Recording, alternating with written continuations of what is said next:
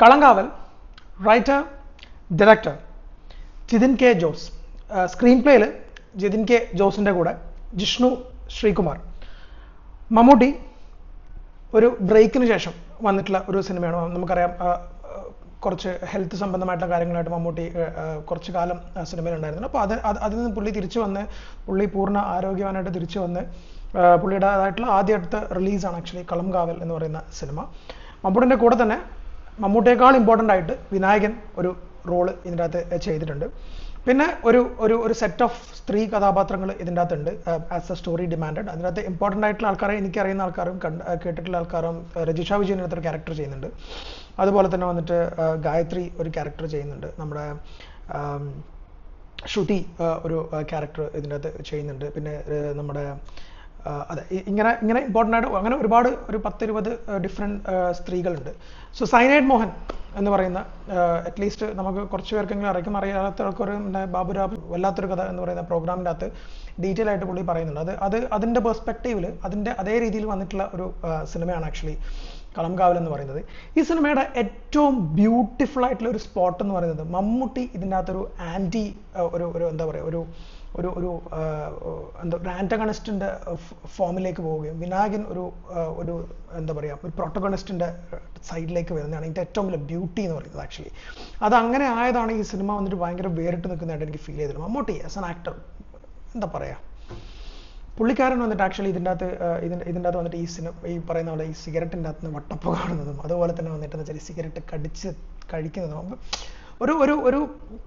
ഒരു സൈക്കോപാത്തിൻ്റെ ഒരു ഭയാനകമായിട്ടുള്ള ഒരു വേർഷൻ നമുക്ക് മമ്മൂട്ടിയാണെന്നത് അറിയാം ഈ സിനിമ തുടങ്ങുന്ന സമയത്ത്. പക്ഷെ നമ്മൾ ഒരു ടൈം കഴിഞ്ഞാൽ ഇയാൾ ഈ ഒരു ക്യാരക്ടറായിട്ടുണ്ട്, ആ ക്യാരക്ടറിൻ്റെ നമ്മൾ പണ്ടൊക്കെ ആൾക്കാർ പറയുന്നുണ്ട് പരകായ പ്രവേശനം എന്നൊക്കെ പറയുന്ന അത്തരത്തിലുള്ള ഒരു ടൈപ്പ്. പക്ഷെ അത് ഭയങ്കര സ്ലോ ആയിട്ട് ആ ഒരു രീതിയിലുള്ള ഒരു ഗ്രാജുവൽ ഒരു മോൺസ്ട്രസ് ആക്ടിങ് എന്നൊക്കെ പറയില്ല, ആ ഒരു പെർസ്പെക്റ്റീവിലുള്ള ഒരു പരിപാടി ആക്ച്വലി മമ്മൂട്ടി ഇതിനകത്ത് ചെയ്തിട്ടുണ്ട്. അതിൻ്റെ ഈക്വലി ഇത് നമ്മുടെ സൈനൈഡ് മോഹൻ്റെ ഒരു കഥ അറിയുന്ന ആൾക്കാർക്ക് അറിയാം. ഇതിൻ്റെ ടോട്ടൽ ക്രക്സ് ആക്ച്വലി ഈ പടത്തിൽ കംപ്ലീറ്റ്ലി ഉള്ള ക്രക്സ് ആക്ച്വലി ഇതിൻ്റെ ഫസ്റ്റ് ഹാഫ് തന്നെ പറയുന്നുണ്ട്. ഇതിൻ്റെ സെക്കൻഡ് ഹാഫിലാണ് ഇതിൻ്റെ ആക്ച്വലി ഇൻട്രസ്റ്റിംഗ് ആയിട്ടുള്ള സ്ക്രീൻ പ്ലേ ആക്ച്വലി ഇതിനകത്ത് വരുന്നത്. ഒരു കാറ്റ് ആൻഡ് മൗസ് പരിപാടി ഇതിനകത്ത് വരുന്ന സമയത്ത് ഭയങ്കര ഇൻട്രസ്റ്റിംഗ് ആയിട്ട് ചെയ്യാൻ വേണ്ടി ആക്ച്വലി ജിതിന് പറ്റിയിട്ടുണ്ട്. അറ്റ് ദ സെയിം ടൈം ഇതിൻ്റെ മ്യൂസിക്, ഇതിൻ്റെ ടോണ്, അതൊക്കെ മലയാള സിനിമയിൽ ഇതൊന്നും ആരെയും പഠിപ്പിച്ചു കൊടുക്കേണ്ട കാര്യമില്ല. കാരണം അത് ബൈ നാച്ചുറലായിട്ട് വരുന്ന സാധനങ്ങളാണെന്ന് തോന്നുന്നു. അത്രയും ഗംഭീരമായിട്ട് ചെയ്യാൻ വേണ്ടിയിട്ട് പറ്റിയിട്ടുണ്ട്. ഇവർക്ക് പറയുമ്പോൾ അസീസ് നെടുമങ്ങാട്, അതുപോലെ തന്നെ ജിബിൻ ഗോപിനാഥ് ഇവർക്ക് വന്നിട്ട് ഒരു ഇമ്പോർട്ടൻ്റ് ആയിട്ടുള്ള ക്യാരക്ടേഴ്സിൻ്റെ അത് ചെയ്യുന്നുണ്ട്. പക്ഷേ ഇതിനകത്ത് പക്ഷേ മമ്മൂട്ടി വിനായകൻ എന്താണ് സംഭവം, എന്താണ് പുള്ളിയുടെ ഒരു കാലിബർ, പുള്ളിയുടെ ഒരു ടോണ്, പുള്ളിയുടെ ഒരു സംസാര രീതി, ഒരു പോലീസ് ഓഫീസറായിട്ടുള്ള ഒരു ഫിസിക്, എന്താണ് പുള്ളിയുടെ ഒരു സ്ക്രീൻ പ്രസൻസ്. ലിറ്ററലി വന്നിട്ട് ഞാൻ ഭയങ്കരമായിട്ട് എൻജോയ്മെന്റ് ഇൻ ദ സെൻസ് വന്നിട്ട് എന്നിലെ സിനിമാ പ്രേക്ഷകനെ അൾട്ടിമേറ്റ്ലി സാറ്റിസ്ഫൈഡ് ആക്കി കൊണ്ടുവന്നിട്ടുള്ള ഒരു സിനിമയാണ് actually Kalamkaval. One of the best movies which I have seen 2025 കണ്ടതിൽ. അപ്പോൾ അത്തരത്തിലുള്ള ഒരു സിനിമ മമ്മൂട്ടിനെ പോലത്തെ പുള്ളി എനിക്ക് തോന്നുന്നു വെച്ചാൽ പുള്ളിയുടെ ഒരു 70ക്ക് ശേഷം, ഒരു 65 ശേഷം പുള്ളി വന്നിട്ട് ആക്ച്വലി കോൺഷ്യസ് അല്ല ഒരു കാര്യത്തിൽ പറ്റി. ഒരുപാട് സിനിമകൾ ചെയ്യുക, ഒരുപാട് നല്ല കഥാപാത്രങ്ങൾ, എന്നെക്കൊണ്ട് പറ്റുന്നതിൻ്റെ മാക്സിമം കഥാപാത്രങ്ങൾ കൊണ്ടുവരിക എന്നുള്ളതിൻ്റെ അങ്ങനെയുള്ളൊരു ചിന്തയാണ് തോന്നുന്നു മമ്മൂട്ടിക്ക്. ആക്ച്വലി മമ്മൂട്ടി കമ്പനിക്കും അങ്ങനെ തന്നെയാണ് തോന്നുന്നത്. കാരണം they are not really bother about numbers.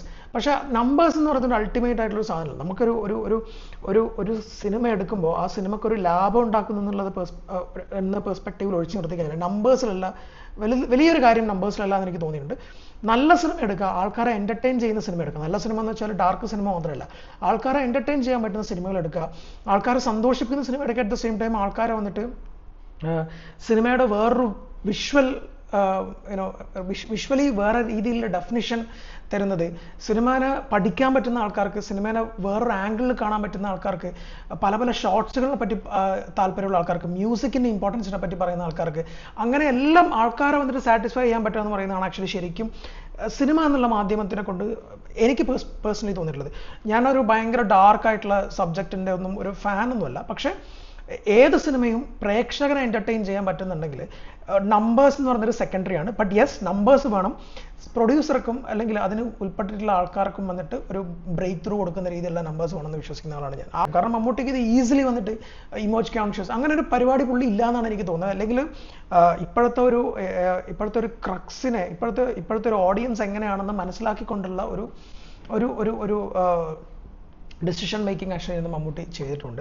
ഞാൻ പറഞ്ഞല്ലോ, അഗെയിൻ ഞാൻ അതിനെ പറ്റി പറയുന്ന സമയത്ത് തന്നെ ഞാൻ പറയാം, ഭയങ്കര എക്സ്റ്റെൻസീവ് ആയിട്ടുള്ള എന്താ പറയുക, വയലൻസ് എനിക്ക് അത്ര സ്വീകാര്യമായിട്ടുള്ള കാര്യമില്ല. ബട്ട് സ്റ്റിൽ ഒരു സിനിമ അത് ഡിമാൻഡ് ചെയ്യുന്നുണ്ടെങ്കിൽ ഇറ്റ്സ് ഓക്കെ, ഫൈൻ. പക്ഷേ എന്ന് വെച്ചാൽ എനിക്ക് പേഴ്സണലി അതിൽ അത്ര വലിയൊരു ഇതില്ല. പക്ഷേ ഈ സൈനൈഡ് മോഹൻ എന്ന് പറയുന്ന ഒരാളുടെ കഥ പറയുമ്പോൾ ഒബ്വിയസ്ലി അതില്ലാതെ വന്നിട്ട് പറ്റത്തില്ല. അതുകൊണ്ട് ആ വയലൻസും കാര്യങ്ങളും ഉണ്ട് ഈ സിനിമേൻ്റെ അത്. അതിനെ വന്നിട്ട് ആഘോഷിക്കപ്പെടണമെന്നും ഞാൻ പേഴ്സണലി വിചാരിക്കുന്നില്ല. പക്ഷേ അത് കണ്ട് അതിൻ്റെ വിഷ്വൽ ബ്യൂട്ടി, അത് എടുത്തിരിക്കുന്ന രീതിയും ആ വിഷ്വൽ ബ്യൂട്ടിയും മനസ്സിലാക്കി അത് വിടുക എന്നുള്ളതാണ് എനിക്ക് പേഴ്സണലി ഈ സിനിമേൻ്റെ അത് തോന്നിയിട്ടുള്ളത്. രാക്ഷസ acting by Vinayakan and Mammootty. ഭയങ്കര രസമുള്ള അതിൻ്റെ സ്ക്രീൻ പ്ലേ പ്രത്യേകം വന്നിട്ട് ആക്ച്വലി ജിതിൻ കെ ജോസ് വന്നിട്ട് ഒരു ക്ലാപ്പ് അറിയിക്കുന്നുണ്ട്. കാരണം അത്രയും ഭംഗിയായിട്ട് ബ്യൂട്ടിഫുൾ ആയിട്ട് ചെയ്തിട്ടുണ്ട്. ആക്ച്വലി അതിൻ്റെ ഫസ്റ്റ് ഹാഫിൽ തന്നെ കാര്യങ്ങളൊക്കെ പറയുന്നുണ്ട്. സെക്കൻഡ് ഹാഫിലെ cat and mouse as a cinema cat and mouse ഒക്കെ വളരെ നന്നായിട്ട് ആക്ച്വലി ചെയ്തിട്ടുണ്ട്. ഇതിൻ്റെ ടെക്നിക്കൽ സൈഡിലേക്ക് വന്നു കഴിഞ്ഞാൽ കമ്പോസർ എന്ന് പറയുന്നത് മജീദാണ്. എനിക്കൊന്ന് തമിഴ് സോങ് ഒക്കെ ഒന്ന് റീമിക്സ് ഒക്കെ ചെറിയൊരു രീതിയിലുള്ള വേറൊരു പരിപാടിയൊക്കെ ചെയ്തിട്ടുണ്ട്. അതുപോലെ തന്നെ മമ്മൂട്ടീൻ്റെ കാറിൻ്റെ അകത്ത് ഉപയോഗിക്കുന്ന ആക്സസറീസും കാര്യങ്ങളും എല്ലാം വന്നിട്ട് ഒരു ഭയങ്കര യുണീക്ക് ഒരു എന്താ പറയുക, നമ്മളൊരു കാലനൊക്കെ കാണുന്ന പോലത്തെ ഒരു ഫീല് ആക്ച്വലി അതിൻ്റെ അകത്ത് തരുന്നുണ്ട്. അതൊരു ഹോണ്ടയുടെ വണ്ടിയാണെന്ന് തോന്നുന്നുണ്ട്. സിനിമാറ്റോഗ്രാഫർ 2 പേരുണ്ട് ആക്ച്വലി, ഫൈസൽ അലി അതുപോലെ തന്നെ ചരൺ ആക്ച്വലി അസിസ്റ്റൻ്റ് ആണെന്നാണ് ഇതിൻ്റെ അകത്ത് പറഞ്ഞിട്ടുള്ളത്. ബട്ട് ഫൈസൽ അലി ബ്യൂട്ടിഫുൾ ആയിട്ടുള്ള ഇമേജസും കാര്യങ്ങളൊക്കെ വന്നിട്ടുണ്ട്. Editor Praveen Prabhakar, proper editing. എനിക്ക് തോന്നുന്നു വെച്ചാൽ അത്രയും ഉദ്വേഗം നിറഞ്ഞ ഒരു എഡിറ്റിംഗ് പാറ്റേൺ ഈ സിനിമേൻ്റെ അകത്ത് കൊണ്ടുവരാൻ വേണ്ടി പറ്റിയിട്ടുണ്ട്. അങ്ങനെയൊക്കെ നീങ്ങുന്നു. ഇതിൻ്റെ സൗണ്ട് ഡിപ്പാർട്ട്മെൻറ്റ് പ്രത്യേകം പറയുന്നു. ഒരുപാട് പേരുണ്ട്, ശ്രീകുമാർ ബി, ശരത്, അതുപോലെ തന്നെ ജോബിൻ ജയൻ, അങ്ങനെ ഒരുപാട് വലിയ ഒരു സൗണ്ട് ഡിപ്പാർട്ട്മെൻറ്റ് ഞാൻ പറഞ്ഞില്ല. ഇപ്പോൾ ഡിസയറെ ആയി കഴിഞ്ഞു. അതിൻ്റെ ഇടയിൽ ഞാൻ ഡിസയറയും അതുപോലെ തന്നെ നൈറ്റ് റൈഡേഴ്സ് ഒക്കെ ഞാൻ കണ്ടിട്ടുണ്ടായിരുന്നു. പക്ഷേ എനിക്ക് ചില കാര്യങ്ങൾ കാരണം അതിൻ്റെ ഒന്നും റിവ്യൂ ഇടാൻ പറ്റിയില്ല. ബട്ട് സൗണ്ട് ഗംഭീരം ആണ് ഇത്തരത്തിലുള്ള ഡിസയറൊക്കെ വന്നിട്ടെന്ന് വെച്ചാൽ നമ്മുടെ സൗണ്ടിലാണ് ആ സിനിമ ഫുള്ള് നിൽക്കുന്നത്. അപ്പോൾ അത്തരത്തിലുള്ള സൗണ്ടിൻ്റെ ഇമ്പോർട്ടൻസ് വളരെ ഹൈ ആയിട്ട് വരുന്നൊരു സിനിമയാണ് actually കളങ്കാവലും.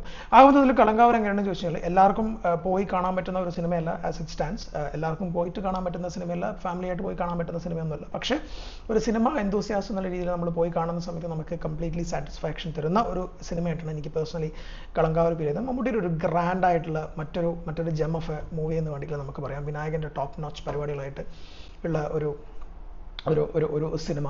Definitely one of the best theatrical experience ഈ ഒരു വർഷത്തെ. I really enjoyed it as A movie. ഞാൻ പറഞ്ഞ ബാക്കിയുള്ള കാര്യങ്ങളൊക്കെ മാറ്റി വെച്ച് as A movie it's really good. പിന്നെ ഞാൻ ആ ഒരു സൈനൈഡ് മോഹൻ്റെ മറ്റേ വല്ലാത്തൊരു കഥയൊക്കെ കണ്ടതുകൊണ്ട് എനിക്ക് അതിൻ്റെ ഒരു ക്യൂരിയോസിറ്റിയും കൂടെ ഉള്ളതുകൊണ്ട് I really enjoyed a lot. So do watch Kalamkaval in your theatres.